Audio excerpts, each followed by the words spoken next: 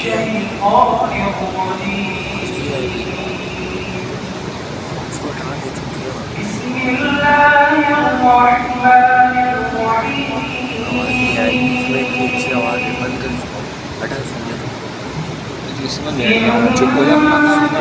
تعذبهم فإنهم عبادك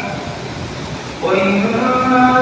تغفر لهم فإنك أنت العزيز الحكيم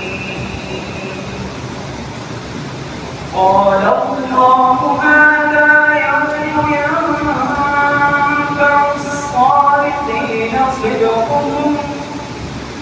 لهم جنات تجري من تحتها الأنهار خالدين فيها أبدا رضي الله عنهم ورضوا عنه ذلك الفوز العظيم لله ملك السماوات والأرض وما فيهن وهو على كل شيء قدير صدق الله العظيم.